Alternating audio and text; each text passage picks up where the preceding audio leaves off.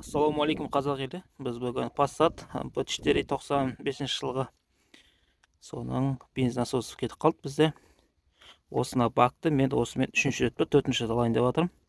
Сонымен аламыз, саламыз, істеп кетеді. Аламыз, саламыз, істеп кетеді. Істемей қалады. Сөйтсек, кеше автоэлектрика көрсеттік. Ауылда барғанбыз, ауылға сөйтіп қалып қойдық. Ауылда білесіздер, автоэлектрик жоқтыңға сонымен бір жас жігіт бар екен, соны көрсетіп ек, сонымен айтты, бұл бензин насос қатты удар тигенге істеп кетеді, кейін істемей қалады, отказ береді деп. Сонымен енді қазір бензин насосты әкеліп қойдық. Міне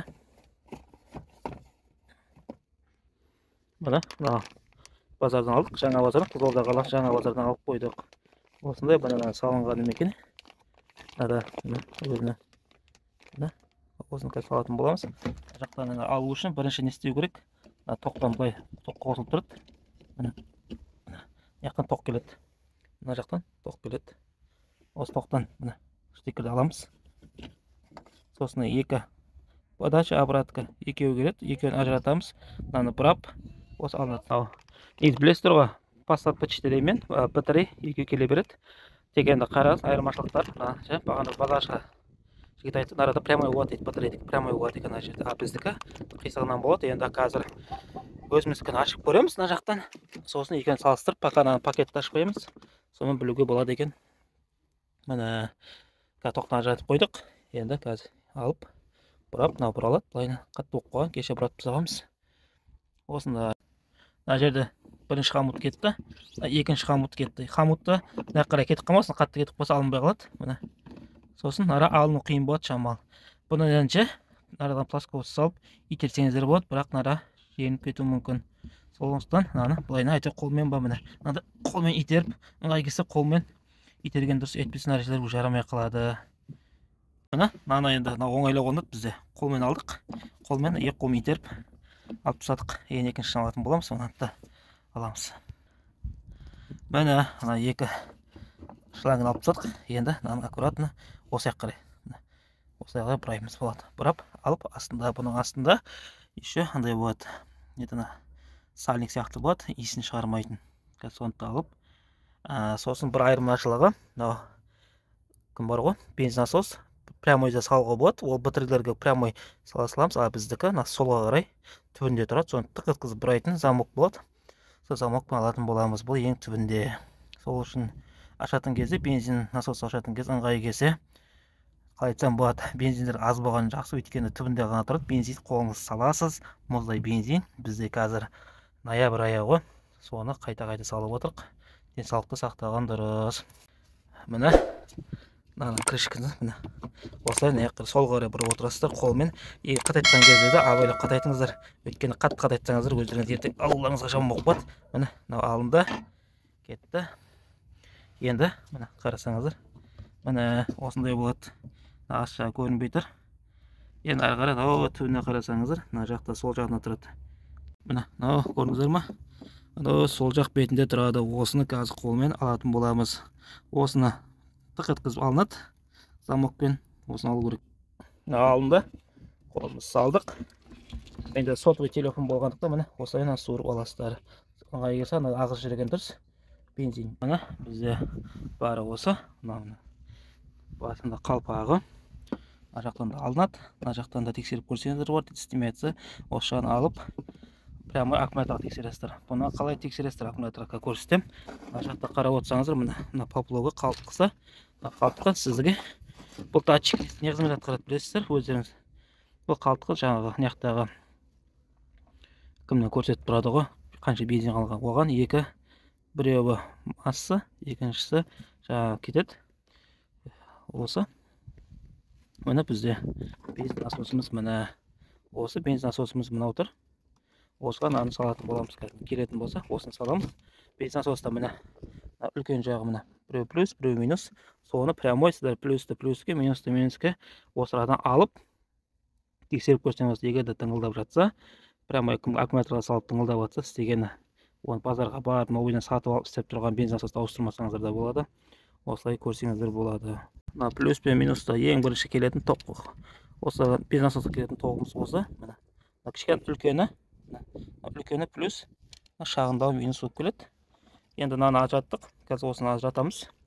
Сосын 3 шуруп бар. Мен біреуін сындырып алдым кеше байқамай. 3 шурупты аламыз. Мынау былайынан шығады. Астында мынаның мынандай памперсі болады. Осыны қадағалаңыздар. Памперс таза болу керек. Міне көреміз. Міне 3 болтты алдық.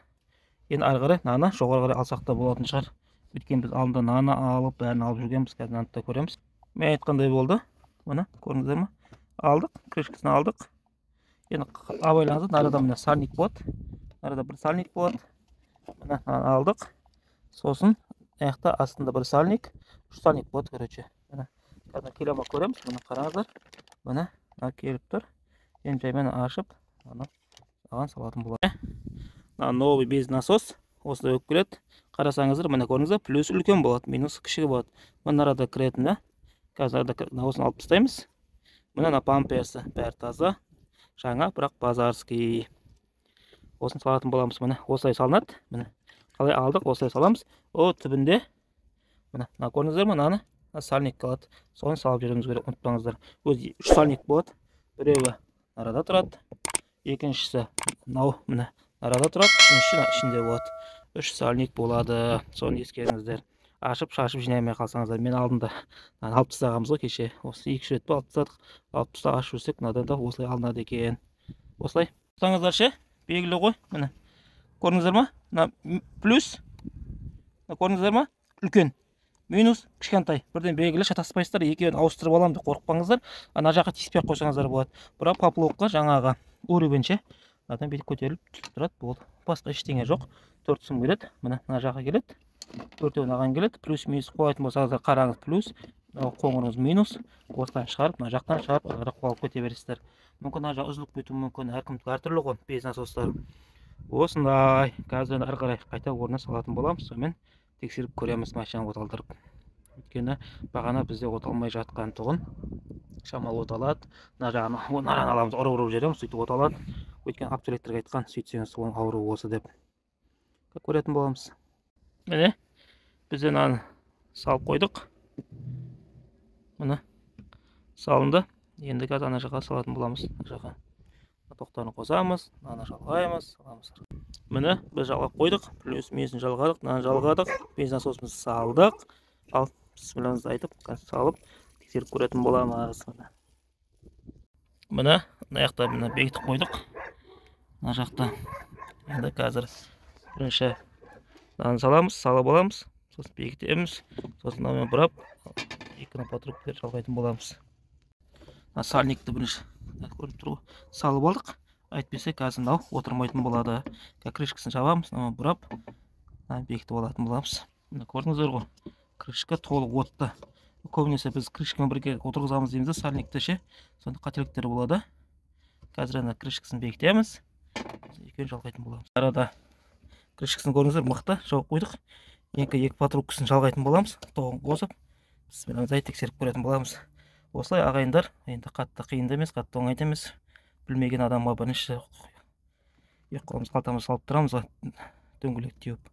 Бірақ қорықпай істей берсеңіз бәрін үйреніп кетесіздер. Ешқандай burada тоқ жоқ, басқа жоқ. Мына келіп тұрған көрдіңіздер ғой, 4 тоқ қана. Оның екеуі плюс минус жаңағы арналған. Без насосқа қалған екеуі поплавкаға арналған болды. Мына бәрін жалғап қойдық, 2 патрубканы жалғадық. Мына крышканың жабылды, толықтай тоққа қосылды. Енді бисмилlah деп оталдырып көреміз. Ағайындар, мына салдық, бізде газбен жүреді. Мына газдың тұр, газбен жүреді. Ал бисмиллахиррахманиррахим. Ал мына көрсетіп тұр. Мына осылай без насосты өздері өз қолдарыңызға ауыстырып алыңыздар. Біреуге жалынып 5000 теңге бергенше өз қолын жасаңыздар. Әділ Дарабоз каналына тіркеліп кетеміз, пікір жазамыз, лайк басамыз, қазақ тілді каналды қолдаймыз. Сау болыңыздар.